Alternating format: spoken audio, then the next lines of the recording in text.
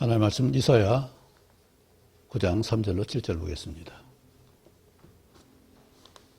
이사야서 9장 3절로 7절입니다.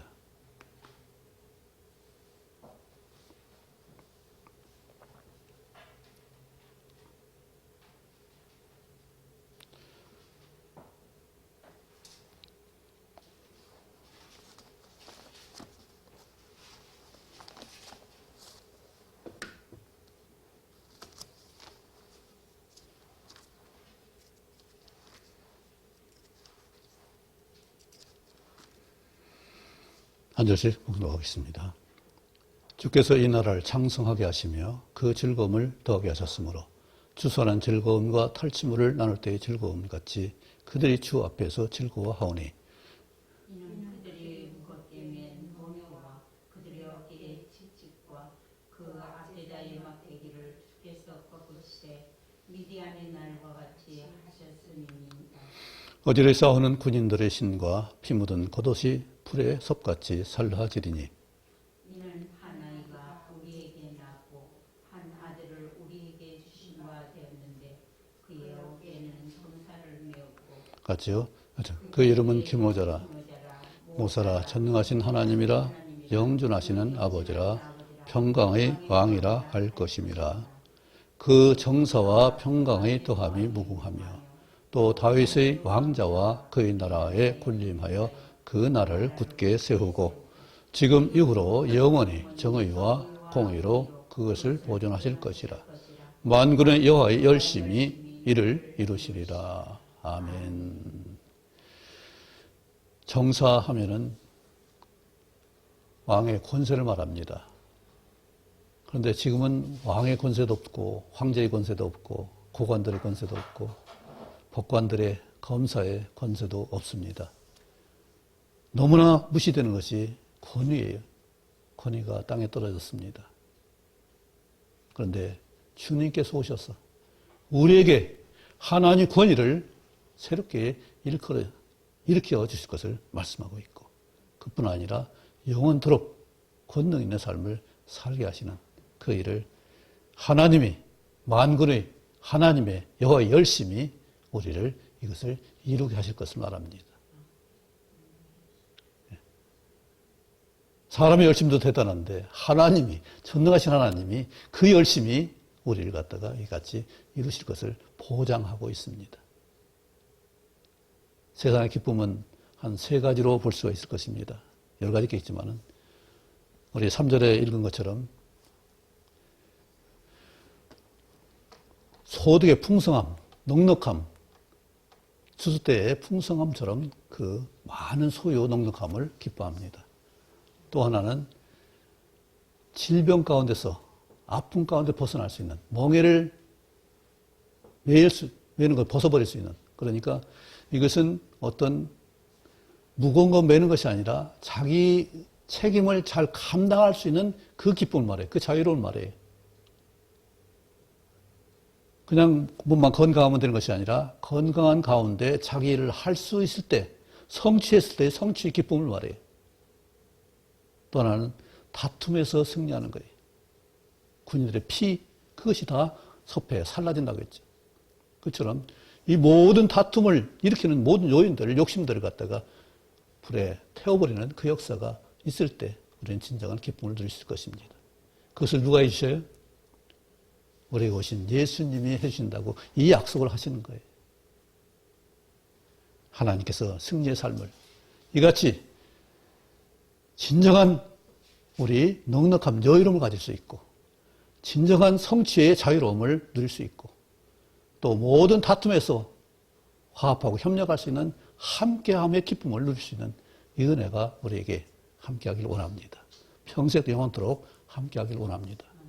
예수님이 그것을 위해서 우리에게 오셨고 그 일을 끝까지 이루실 줄 믿습니다.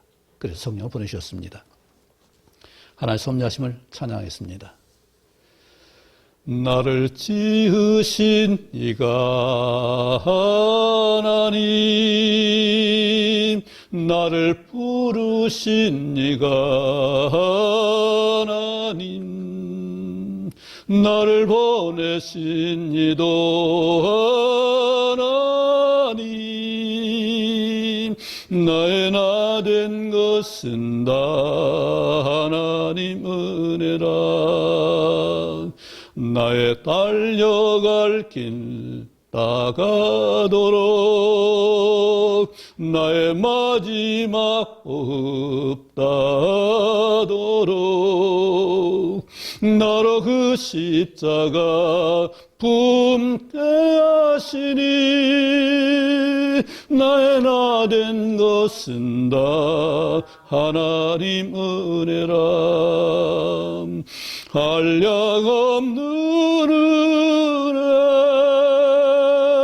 갚을 길 없는 은혜 내 삶을 내어 사는 하나님의 은혜 나 주저함 없이 이 땅을 밟음도 나를 붙드시는 하나님의 은혜 한량 없는 은혜 갚을 길 없는 은혜 내 삶을 내어 사는 하나님의 은혜 나 주저함 없이 그 땅을 밟음도 나를 붙드시는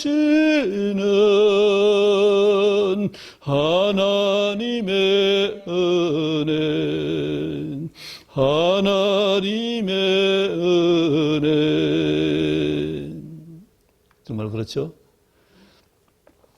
우리 성탄절을 우리가 12월 25일 세상에서는 태영절로 지켰던 그날이었고 예수님께서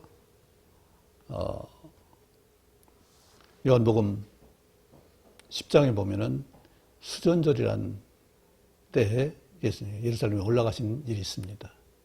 그때도 이 수전절을 기념했어요. 근데 수전절은 그전에는 없었는데 그 헬라가 그 중동을 다 지배하면서 시리아가 거기 예루살렘을 지배했을 때 제우스 신상을 성전에 세웠어요. 우상을 성전에 세우고 돼지피를 갖다가 제물로 드렸습니다. 그래서 제사장들이 그때 마카비 족속의 제사장들이 그걸 견딜 수가 없어가지고 그 가족이 전체 봉기해 그 말이 봉기해가지고 시리아 군대를 죽여가지고 이 성전을 탈환했어요. 그래서 12월 15일 그러니까 유대력으로 11월 또는 12월 25일에 그때 태양이 제일 시작하는 때 제일 그 짧아졌다가 다시 동지같이 나고 길어지는 때 그때를 갖다가 기념해서 이 촛불 켜는 일을 했다고 합니다. 8일 동안 하루에 한 개씩 펴서 8개를 켜고 한 촛대는 이 불을 켜는 총매에 그러니까 8개 촛불을 태우고 나중에 켜고 붙여주고 꽂는 그것을 말하고 있는데 이것이 하누카라는 그 유대인 명절이에요. 그게 수전절이에요. 우리 수전절은 성전이 오래이기 때문에 여러 번 요아스도 좀 성전을 수리했고 요시아도 성전을 수리했고 많이 했습니다. 왜냐하면 몇백 년 되다 보니까 아무리 잘 지었어도 낡은 것이 있게 되죠. 그런데 이때는 특별히 완전히 우상 숭배했던 것을 그들 갖다가 물리치고 성전 수복을 했기 때문에 성전 수전절을 기념하고 있죠. 그래서 특별히 예수님이 이처럼 성전 대신 자신 몸을 깨끗하게 바꾸시기 위해서 우리 것으로 주시기 위해서 제사함을 위한 그 십자가의 형벌을 받으셨는데 그 일을 오신 것이 바로 자신이 성전이 깨끗해야 되는 그때를 요한복음 10장에서 말씀하신 것 같아요. 그런데 예수님 오셨는데 예수님을 그렇게 대접했나요? 메시아를 하나님이 함께 하신 그 놀라운 그 하나님의 독생자를 영접한 사람이 얼마나 있었나요? 누가복음 4장에는 어떻게 했어요? 처음으로 회당에서 내가 약속한 메시아다 선언했을 때 그 말씀이 이루어졌다니까 의아하죠. 자기 고향에서 그런 말을 들으니까 너무 이상했죠. 저가 목수의 아들인데 어떻게 지가 하나님 아들이라고 하느냐 의심이 들었습니다. 그리고 더 못 믿으니까 예수님 뭐라고 했어요? 너희들이 참 믿음이 있겠느냐? 그러면서 엘리야를 비유로 들었습니다. 엘리야가 가물었을 때 3년 6개월 동안 갔을 때 그가 어디로 갔냐? 사르밧 수넴 사르밧 과부 만나러 갔죠. 유대인 중에 그 과부가 많았지만은 한 사람도 예레미야를 못 만나고 사르밧 과부 한 사람이 만났다. 또 그뿐인 줄 아냐? 유대인들의 문둥 환자가 얼마나 많은지 아냐? 그런데 유대인들 하나도 못 만나고 수리아 사람 나만 장군만 와서 엘리야에게 고침받았다. 그러니까 뿔이 났어요. 나와 아버지가 하나이다 하니까 돌로 치려고 했습니다.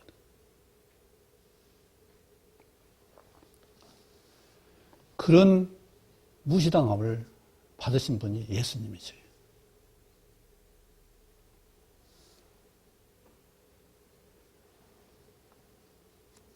하나님께서 이 땅에 독생자를 보내셔서 우리에게 진정한 평화와 기쁨을 주시기 위해서 영원한 생명을 주시기 위해서 독생자를 보내셨는데 맞이하는 사람들은 그렇게 없고 성전은 더러워지고 탐욕으로 가득하고 오히려 하나님 뭐라고 말씀하셨어요? 그 성전 마당을 밟고 들어오는 사람들 그 제물 드리는 그것이 내게 코에 연기요 아주 내가 참을 수 없는 모독이다 이렇게 생각했습니다. 왜 그래요? 그 많은 재물을 태워서 제가 되면 뭐라고 했어요? 죄는 그대로 남아있는데 의식을 아무리 정중하게 훌륭하게 치를지라도 소와 양강을 아무리 많이 죽여도 피를 흘려도 자신의 죄는 그대로 있는데 무슨 소용이 있겠어요? 헛된 재물을 받지 말라고 죄값으로 죄를 전가에 드렸으면 나도 죄를 좀 회개하고 돌아서야 되잖아요. 유대인들은 그걸 못하고 결국은 그들의 죄악 때문에 망하잖아요. 죄악이 큰 거 아니에요. 욕심이에요. 욕심 하나예요. 어떻게 제사장들이 훌륭한 관리들이 과부의 재산을 뺐고 고아의 재산을 뺐냐고요. 어떻게 변호사, 판검사 하는 분들이 어떻게 억울한 사람들 그 시정을 보아주지 않고 어떤 편을 드냐고요. 너무 치사하지 않아요? 동정해도 부족할 터인데 도와줘도 부족할 터인데 그것을 빼앗으려고 법 모르는 무식한 사람들 자꾸 법으로. 이것이 유대인들의 그 삶의 그때 상황이었어요. 어떻게 고아 과부의 자산을 빼앗느냐.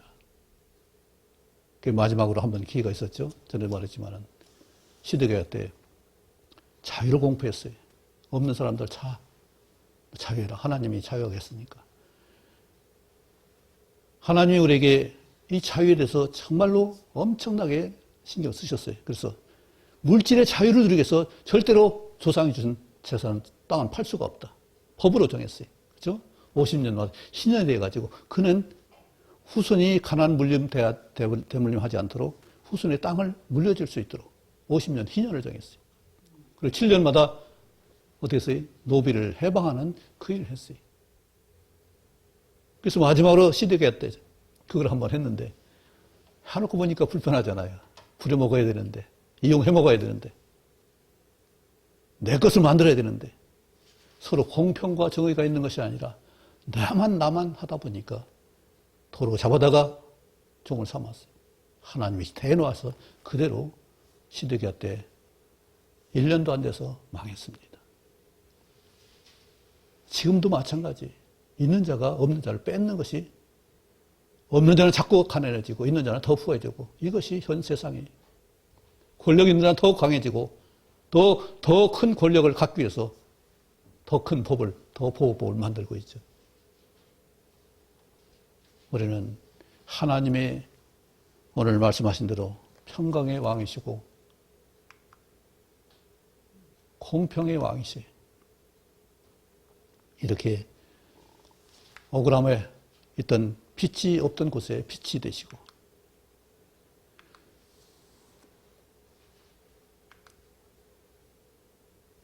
그래서 오늘 좀 읽었던 대로 정말로 넉넉하게 가난한 자 없게 풍성하게 살 수 있는 이 여유로움을 가질 수 있는 그 기쁨을 누리게 하시기 위해서 주님이 오셨죠.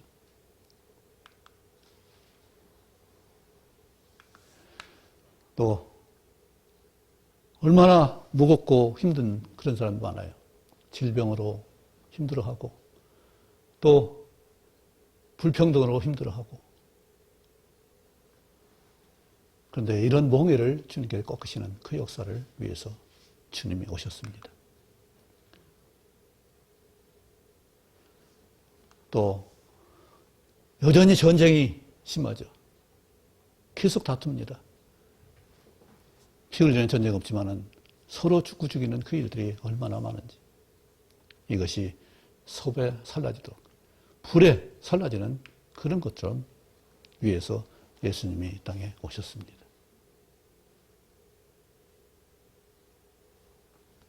그런데 중요한 게 뭐겠어요? 그의 어깨에는 정사를 메었다고 했습니다. 정사는 그냥 정사가 아니라 다스릴 수 있는, 온전하게 다스릴 수 있는 그 정사를 말해요. 발을정이라는 것은 어디에 멈춰 있는 그 사 자체를 말해요. 말씀 안에, 말씀 아래에 있는 그것을 말해요. 하나님 아래에 있는 것을 말해요. 그렇게 가도록 돕는 것이 정사정죄예요. 하나님 말씀으로 살아갈 수 있고 하나님 권위와 그 위엄 아래 살 수 있도록 하는 것이 바른 길이고 정의 길이에요. 이것을 하게 하시는 분은 세상에 누구도 없어요. 하나님밖에는 안 돼요. 누가 바른 정사를 하겠어요? 어떤 주의가 바른 정사를 하겠어요? 거기 욕심 끼지 않는 것이 어디 있어요? 권세욕, 명예욕, 재물욕, 이것이 없는 것이 어디 있어요?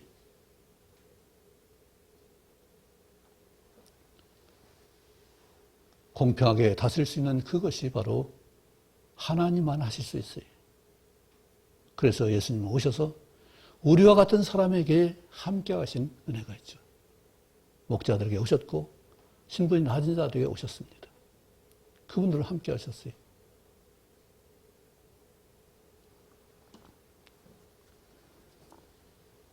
그런 정사뿐만 아니라 그분은 우리에게 상담자예요. 모사예요. 우리를 조언하시고 깨닫게 하시고 알게 하시고 바른 길 갈 수 있도록 깨우쳐 주신 분이 하나님이시고 전능하신 하나님이시고 또 영존하시. 하나님 믿는 자에게 세 가지 중요한 게 있습니다. 평강이 있어요. 내가 평강이 없다면 나를 돌아볼 수 있어야 돼. 평강의 왕이 우리가 오셔서 함께 하시고 기쁨의 성령이 우리에게 함께 하셔서 영원토록 내주하십니다. 영원함이 있어야 나는 진정한 하나님의 자녀예요. 하늘의 소망이 있어야 되고 지옥 형벌에서 자유할 수 있어야, 사망에서 질병에서 자유할 수 있어야 우리는 영원함을 누릴 수 있습니다. 그리고 그 안에는 기쁨이 있어야 돼요. 그래서 두려움과 어떤 겁나는 일이 있으면 돌아봐야 돼요. 그 주는 요소가 무엇인지 한번 우리는 돌아봐야 될 거예요. 진정으로 내가 왜 걱정하고 근심하고 있는지 주님께 분명하게 정사를 어깨에 메신 분이에요. 모든 것을 다스리는 하나님의 권능을 가지신 분이에요. 그분이 우리에게 오셨어요. 그렇다면 우리는 모든 질서에서 자유로울 수 있고 모든 사람에게서, 물질에서, 환경에서 자유할 수 있어야 되는 것이 우리 자녀된 본분이고 예수님 친구된, 제자된 그런 본분이에요.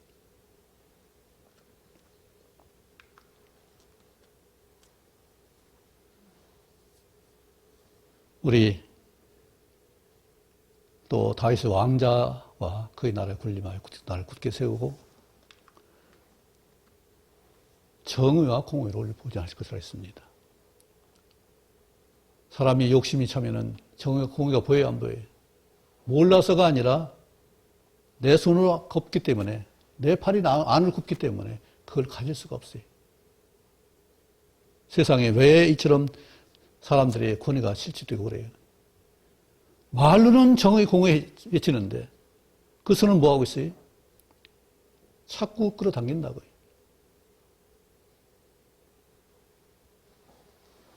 우리는 처럼 내가 바라볼 수 있는 것이 아니라 하나님께 보여주신 걸 봐야 우리는 바른 것을 볼 수 있어요.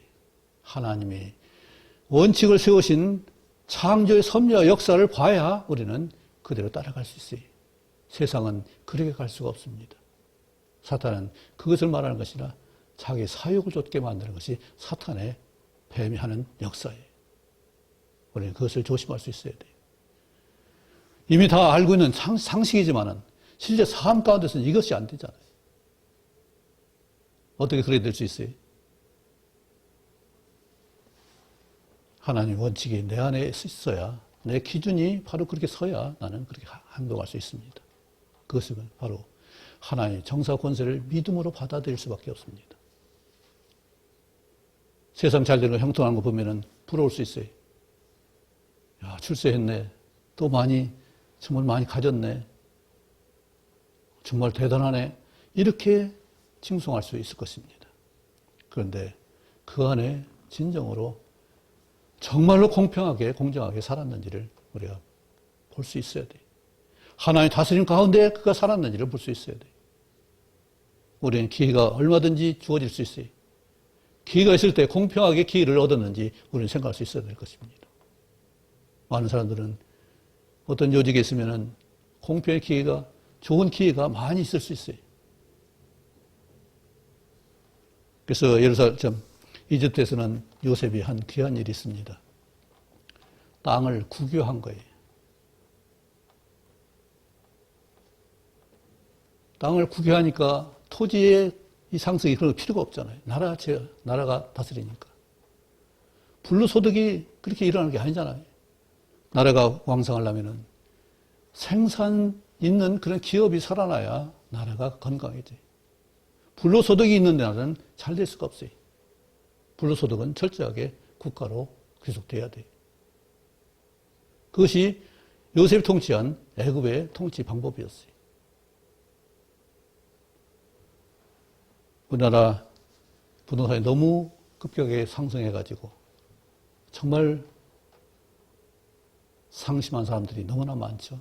어떻게든 집을 살려고 또 애를 쓰는 분들이 있어요. 그런데 이것이 무너지면 또 어떻게 되겠어요?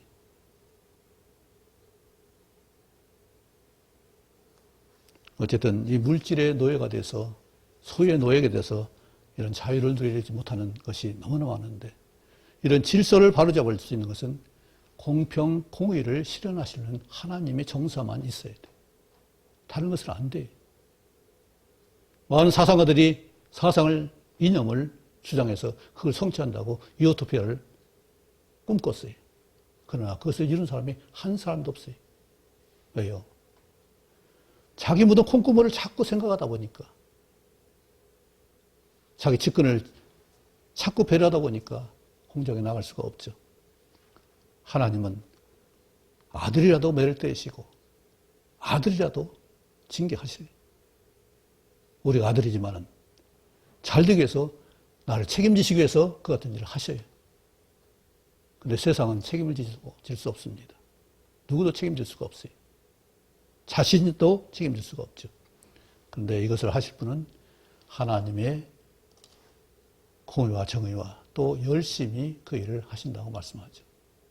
그래서 이 땅에 화평왕, 평강의 왕을 우리에게 보내셨습니다. 내 안에 진정한 평강이 있으려면 공평해야 평강이 있어요. 우리 부모도 마찬가지잖아요.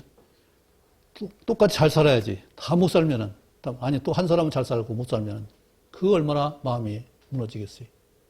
다 잘 돼야죠. 하나님이, 우리 다 같은 하나님의 형상을 입은 사람들인데 어떤 사람은 못 살고 어떤 사람은 잘 살고, 물론 잘나고 못나고 있을 수 있어요. 그러나 공평한 존경을 받아야 되죠.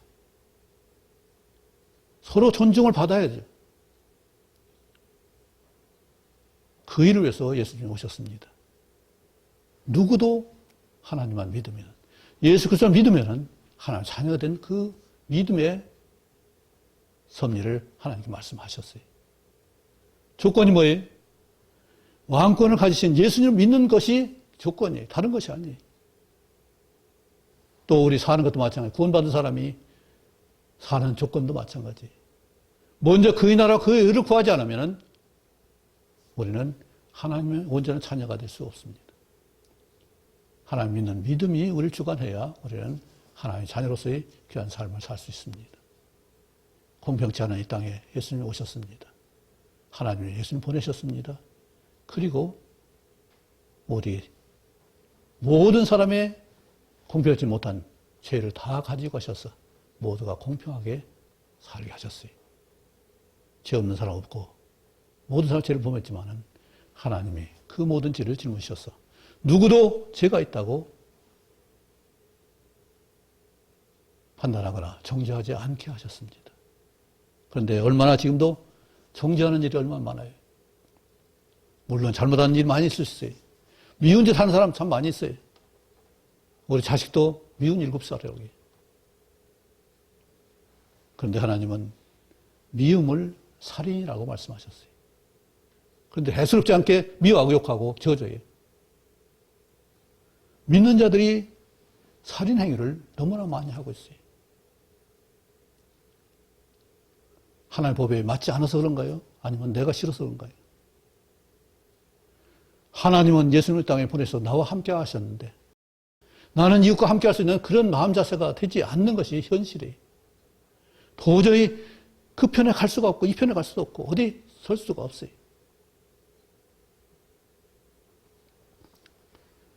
전에도 얘기했지만은 내가 그들과 같이 함께하지 못한 이유가 부하들은 부족해도 데리고 있을지 몰라요. 그런데 상사가 내 마음에 안 들면 참 괴롭고 내가 능력 있으면 그 떠나지 거기서 못 알아 부대끼고 있을까. 그런 마음을 거예요. 저도 똑같아요. 그래서 못 견뎌서 이리저리 많이 옮겨 다녔어요. 내 마음에 안 맞으면 옮겨 다녔어요. 그런데 하나님, 예수님은 우리에게 옮겨 다니는 걸 원치 않았어요. 사도 바울이 뭐라고 했어요? 종으로 구원받았냐? 굳이 종에서 벗어나려고 하지 말라고 했어요. 상전돼서 하나님이 믿는 자가 됐으면 굳이 또 종으로 갈 이유도 없는 거죠. 있는 곳에서 우리는 충성하고 성실하게 사는 것이 하나님의 부르심이에요. 거기에 자유가 있어요. 산에 가면은 바위 틈에서 자라는 나무도 있고 풀도 있습니다. 참 옹색하게 자라요. 그러면 열매는 다닥다닥 붙어 있어요. 잘 크지 못하는데 거기에 온 힘을 다해서 식물은 살아갑니다. 우리가 식물보다 훨씬 나을 수, 그들을 섭리하고 다스릴 수 있지만은 나도 주어진 환경에서 나의 최고를 위해서 살 수 있는 그 삶이 필요한 거죠. 요셉은 어떻게 했습니까? 종이었지만은 종을 신분을 박찼나요? 거기서 자유할 수 있을 때 하나님이 동행하시니까 그 일에 형통함을 있어서 자유했습니다. 그런데 거기서 또 감옥에까지 갔죠. 거기서 어떻게 했나요? 거기도 남을 돕는 자가 됐어요. 제수의 신분을 가서 남을 돕는 자가 돼서 수고했습니다. 불평하려면 한이 없을 거예요. 그래도 그 마음에도 앙금이 있어가지고 나중에 형들한테 그 시몬의 일을 시몬을 갖다가 목에 가두죠. 그것을 해결하기 그렇게 힘든 거예요. 아픔이라는 것은. 그렇지만은 그는 중심에는 하나님이 계셨기 때문에 내가 하나님을 대신하리까? 내가 하나님을 대신합니까? 아니요. 나는 하나님의 종이고 하나님의 순종하는 자녀이지 하나님 대신한 사람이 아닙니다. 하나님 이렇게 해주셨습니다. 하나님 보내셨습니다. 하나님에게 하게 하십니다. 그래서 그는 형과 형들과 그 자손까지 조카들까지 다 내가 기르겠습니다.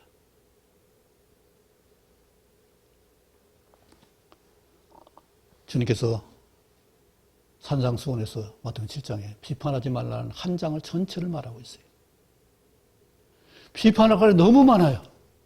어떻게 저렇게 살까? 어떻게 저렇게 할까? 눈에 보이는 거 얼마나 많아요. 하나님이 우리를 비판했다면 우리는 한 사람도 남아있을 사람 없습니다.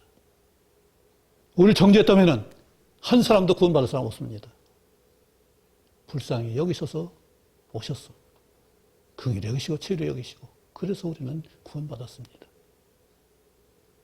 하나님이 징계가 언젠가 오겠죠. 다시 오시는 재림 시절이 분명히 있을 것입니다. 그때는 우리가 비판하지 않아도 하나님 다 모든 걸 하실 것입니다. 내 입으로 비판하고 불평하지 않길 바랍니다. 하나님 옳다, 옳다, 아니라, 아니라 하라고만 했어요. 이것 지난 것은 뭐라고요?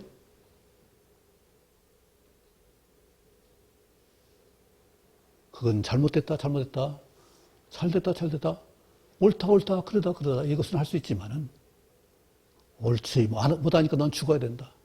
옳지 못하니까 너는 뭐 해야 된다. 이렇게 비판할 수는 없다는 얘기예요. 그건 하나님이 하시는 주권이고 심판은 하나님께 우리가 맡기시고 예수님께서 모든 것을 다 순종하시고 다 맡기신 것처럼 우리도 맡길 수 있는 그런 순종의 은혜가 있기를 원합니다. 그것을 위해서 예수님이 오셨고 성탄절 기념하는 이 일이 출생에서 중요한 것이 아니라 마지막 끝까지 짐을 지시는 책임지시는 그것을 통해서 진정한 자유를 우리에게 주신 그 은혜가 귀하고 큰 거죠. 겨울이 깊어가면은 이제는 또 봄이 시작되는 이제는 태양이 길어집니다. 어제까지 22일까지인가 그때는 태양이 짧아지지만 이제는 길어지는 순간이죠. 하지까지는 계속하죠. 하나님이 함께 하신 그 일에 또 만군의 여호와 열심히 나를 구원에 합당한 그런 존재로 하나님 자녀로 살기에 합당한 자로 이끌어 줄 믿습니다. 또 새해 정말 새 다짐으로 새롭게 결단하고 하나님의 인도하심을 따라가는 우리 모두가 될 수 있기 원합니다. 우리의 감정에 휘둘리는 것은 비난과 저주 이거에 휩쓸 수밖에 없어요. 미움이 없을 수 없어요. 그런데 미워하지 말라는 그 말씀 때문에 하지 말기 바랍니다.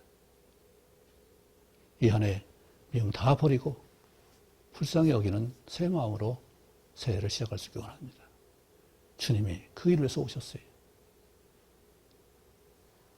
하나님의 심판을 맡기고 우리는 새로운 마음으로 새 삶으로 살 수 있기 원합니다. 기도하겠습니다. 하나님 아버지, 우리를 위해서, 우리 평강을 위해서, 진정한 자유와 기쁨을 위해서, 또 하나님이 주시는 넉넉함을 누리기 위해서 우리가 함께 하신 믿습니다. 이 땅에 오신 예수님, 우리 모든 것을 이루어주시고 이제는 새롭게 새 삶을 살게 성령을 보내신 은혜 가운데서 이제는 권능 있게 살 수 있도록 도우시며 진정한 자유와 진정한 풍요함과 진정한 기쁨 넘칠 수 있도록 저를 주장해 주옵소서. 하나님, 우리가 드릴 수 있는 예물 받으시고 또 흠양하시며 마음껏 하나님 복 주시길 원합니다. 그 필요의 소원에 함께하여 주옵소서. 하나님의 뜻을 받을 수 있도록 우리를 주의 도구로 삼아 주옵소서. 예수님 이름으로 기도합나이다. 아멘.